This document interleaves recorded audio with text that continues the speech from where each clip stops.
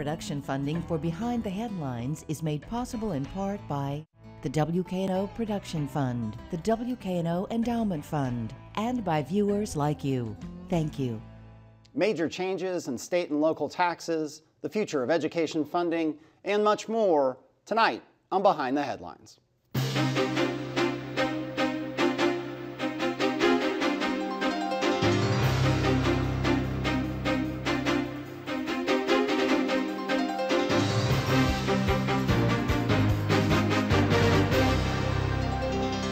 I'm Eric Barnes, publisher of the Memphis Daily News. Thanks for joining us. I'm joined tonight by Laura Cabetta, reporter with Chalkbeat Tennessee. Thanks for being here. Thank you. Bill Dries, senior reporter with the Memphis Daily News. And Burnell Smith, publisher, the New Tri-State Defender. Thank you all for being here.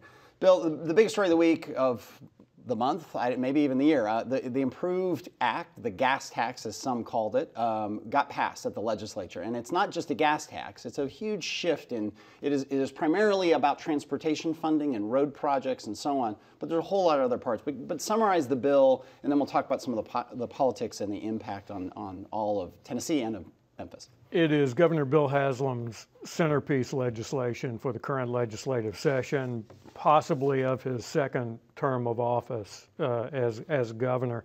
And it begins with the premise that the governor had that we need to do better in terms of road funding. We need more tax revenue, wound up being the solution. So it's built around a hike in the gas tax that will be phased in over several years. Along with that, frankly, in order to get the votes in the legislature to pass it, there were tax cuts that were involved outside of that. Franchise and excise tax, a rollback of that, a continued and even accelerated rollback of the Hall tax on dividend and investment income. You also had some money that went back into the state road fund to replenish money that was taken out and used for other purposes over the years. So what you've got is a net reduction overall in the entire set of taxes that are involved here for the gas tax hike, which will go to fund road projects and fund them quicker. And there are, what, some 962, almost 1,000 road and bridge projects that they're talking about, a big backlog over 10 years. Taking, as Bill said, the money that was taken from the road fund some years ago when things were tight. There were also, and Bill may have touched on this, Burnell, there were cuts in food taxes, and that was important to a whole lot of the Democrats. The few Democrats that are left up at the legislature really wanted to see, look, if you're going to increase taxes on the working people and people trying to get to a job, we also want to see taxes get reduced on the kind of things they don't pay. Right. Working folks don't pay the Hall income tax on interest and dividends, but they do pay food taxes. Right. I think they found a way to make it a balanced, fair, piece for both wealthy families across the state as well as, middle income to lower income families. I think that was a great thing. I think the thing that created the environment for it, though, is that the state is sitting on a $2 billion surplus. And with that being considered, I think that there were some who said, hey, use the surplus to fund these things. But I think given that, the state is in a much better position to implement these kinds of cuts, as well as gradually implement this gas tax that'll help fund these much needed road projects. And the governor's position on this had been that we don't know when the next recession might come. We don't know when our revenue projections might not meet expectations. And right on cue, right after this bill was passed, it was a done deal. They got some March revenue figures that did not hit projections. Right. Now, they didn't hit projections for some reasons that were unrelated to the overall performance of the state's economy.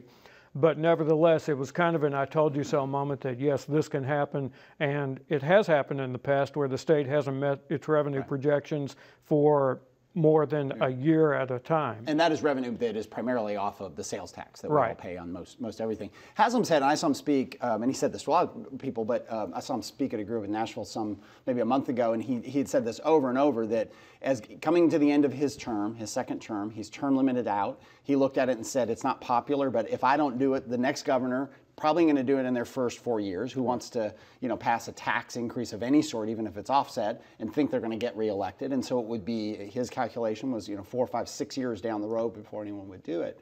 It's also interesting, and you talked about the political deal making and the trade-offs. It happened in a way that made a lot of sense. People may not like certain things about it. They may not like paying more in gas taxes, but there were all this kind of horse trading. There were a lot of Democratic votes. There's a lot of that sort of what I think of as more the kind of classic deal making in the legislature versus this is a Republican supermajority. We're going to get done what we want to get done, and we're going to impose it on everyone like that. It didn't happen that way. And again, in contrast to, say, Insure Tennessee, the Medicaid expansion, which just got shut down quickly in subcommittee and never had even a chance like this one did. Well, I think that the changing political environment, particularly when you look at elections coming up in 18 and 19, people are looking at the environment that's there, and I think it really requires a balance. Because I think the pendulum will be swinging somewhat back the other way, particularly what's going on at the national level. And so I think you have legislators, even at the state level, that are looking at it and saying, hey, where can I find a balance that represents all of the constituents that I represent, whether I'm a Republican or Democrat? I want to go back and serve again and get elected. So I think we saw that particular bill sort of reflect that balance looking forward. You also had a real division among the Republican majority over this whole question of whether or not to use the $2 billion surplus to do the road projects and just pass on any gas tax hike. You had the Republicans who were opposed to this, who were called the Fire and Brimstone Caucus. Right. And you also had some of the Democratic minority members in the House, particularly, talking about R-on-R crime. That is, Republicans who were openly disagreeing on this. Yeah, and you had a lot of disagreement between, some real frustration, I guess I should say, with Speaker of the House, Beth Harwell, who was not as supportive, who from some people's point of view, changed her mind. Mark Norris, the majority leader from Collierville, likely, candidate for governor. Harwell, possible candidate for governor. That was a whole backstory about how people were handling. And you can see Mark Norris, out there saying, we did tax reductions. He's using this, and not unjustifiably, but he's using it as the beginning of kind of campaign fodder, right? Things he did. He cut taxes on working folks in terms of their food taxes. He this whole franchise and excise tax changes, which we'll talk about in a minute, is very important to the business and economic development community. Right. So you saw the politics of not just Republicans, but also the upcoming governor's race and all the House and Senate races playing out. A lot of campaigns start really with the passage of this vote. Right. And I think the tension between the House and Senate Republican leadership also goes back to some tensions that were there earlier when the legislature took up the governor's Insure Tennessee version of a Medicaid expansion. Right. Yeah.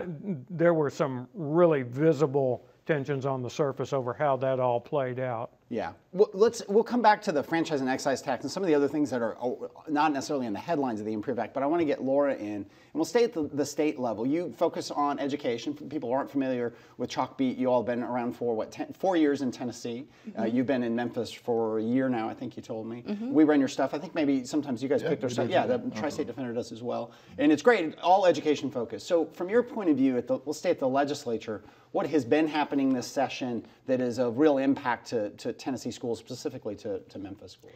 Well, I think something that we saw even yesterday was that as a result of all the stuff that we've been talking about with the gas tax, legislators were tired, like it was a fight. And so when the voucher bill that was meant to be a pilot in Memphis for low-income students to go to private schools with about $7,000, they had to roll it. They were like, you know what?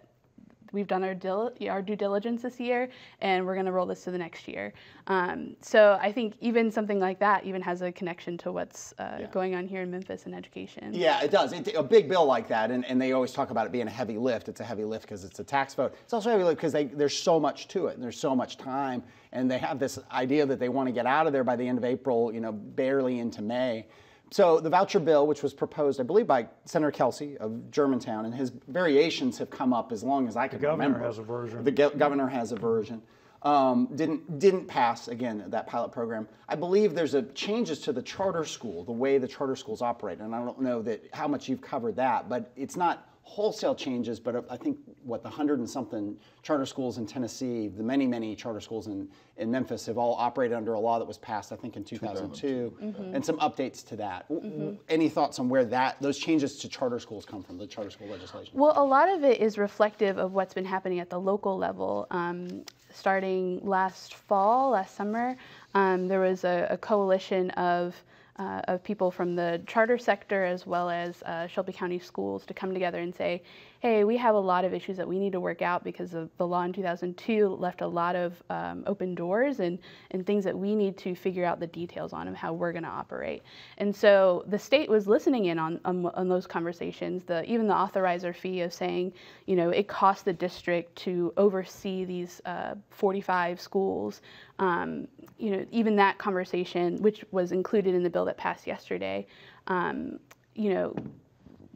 made it into the final bill, and started in those conversations. So it ended up being a lot of a reflection of what was already happening on the ground level. Right. And when we talk about charters, you have to also then talk about the ASD, the Achievement School District, which has been under fire. It's been under fire from the day it was proposed. It's been under fire since then. But you had Antonio Parkinson, a local House member, calling for the abolition of the ASD, get rid of it. That didn't happen, but clearly you've got this tension, and I'll go to you first, Burnell. I know Bill has written about it as well. It's always been there between the I-Zone schools, which is the Shelby County schools' effort to raise those underperforming schools, and has shown some real progress. The state's program, the ASD or Achievement School District, often done through charter schools. Where is that now? Where is that tension now, and with what's going on? I think it's very interesting. I mean, ASD has certainly had its struggles. Some of its authorizers, they've walked away from about 3 schools that they just couldn't turn around for whatever reason. But I thought it was really interesting that Superintendent Anderson basically clarified, how a school under ASD can be returned to the local authority. And so if they've got 2 years where they improve, 2 consecutive years where they stay essentially off the list, then the local school district can get the school back. Or this was a very interesting thing, is that if they continue to fail over the same period of time, then they might say, hey, we've tried, we've done what we could. And so I think that clarification helps, because I think at one point, if you looked at it, a school could be under ASD into perpetuity. When would that end? Right, exactly. So I think that clarification is certainly a step forward, relative to understanding ASD's role. The interesting thing, though, I think, is that the state Board of Education now has essentially become another school district, with one school that they have responsibility for in Memphis and one in Nashville. And so how they're able to now, manage schools from Nashville in Memphis will also be an interesting component. And what's important, there are a lot of important parts of this. There's local control, there's state control, there's intervention, but there's money, right, Bill? The money goes with the child. So however much in state funding, if that school comes out from under the Shelby County Board of Education and goes into the ASD, the money goes with the child. And that's something that the school board, Dorsey Hopson, the local superintendent, has dealt with for all these years. Yeah, if you look at what the environment was when the Achievement School District began in the 2012-2013 school year, the ASD had much more autonomy at the outset, and that's not to say that they used all of the autonomy that they had, because certainly there were discussions with what became Shelby County Schools about how this would all work. But there were also some cases where the ASD basically went in and said, we know you object to it, we're taking the school over anyway. And now you've seen more of that fleshed out with the State Department of Education and the Every Student Succeeds Act playing more of a role in this in terms of oversight. Your thoughts on all this? Well, I think the biggest turning point for the ASD this year has been that even though the state still calls it its most intensive intervention for low-performing schools, the ASD has lost a lot of power too.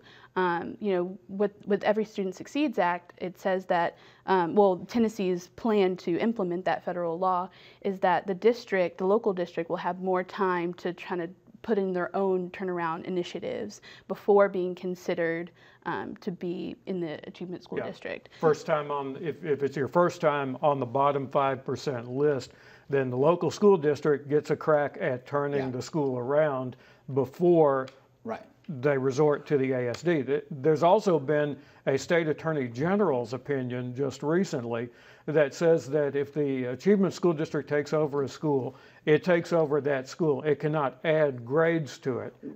Which is a hugely limiting factor, right? I mean, for better or worse, it is a limit, and that because a lot of the program of these charter schools, whoever the controlling body is, they want to start and then they want to add grades. That then adds money. But it also, they say, well, we've got these kids succeeding in our sort of program. Now we want to have continuation. So there's a lot of factors, and that AG's opinion, I'm glad you brought that up, was a huge impact on how these people operate. Well, because there are existing extensions that are out there. In Fraser, where you had the ASD come in and do a direct run of West Side Middle School, those students were moving into what was then Fraser High School, which was still a Shelby County school.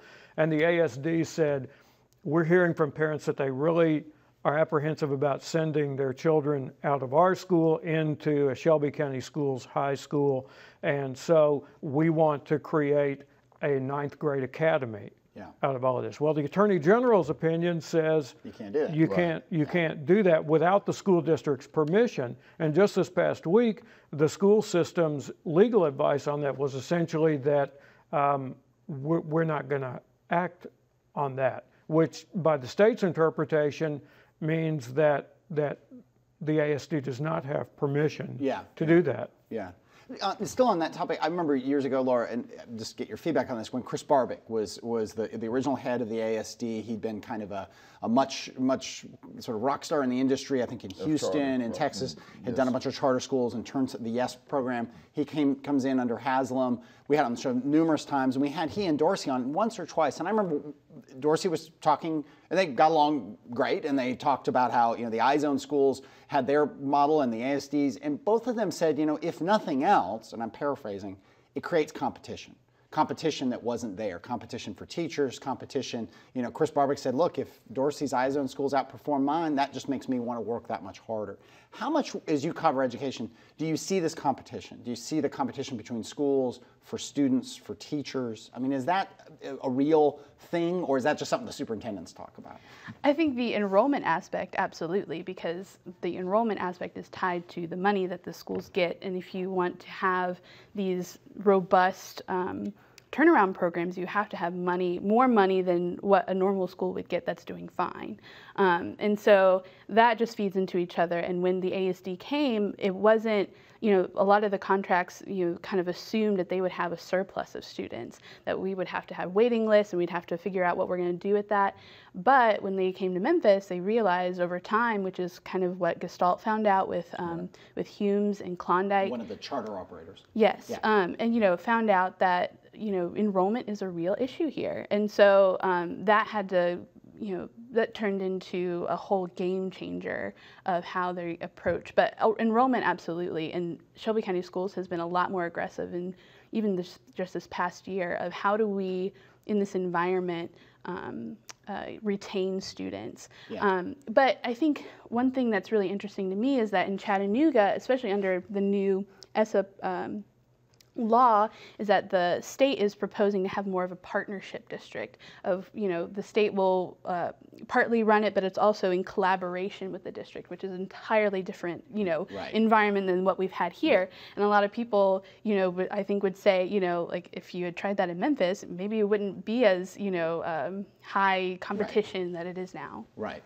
Well, let's move. There's a thing of education I want to touch on, but we have less than 10 minutes left, just 7 minutes left, and let's talk about the city budget. And there's that then got back into a conversation about education. But Bill, the mayor has put forward his budget. It's about a $680 million budget. It's against a backdrop of a improving economy. I would not say the city is not flush with cash in the same that the state of Tennessee is.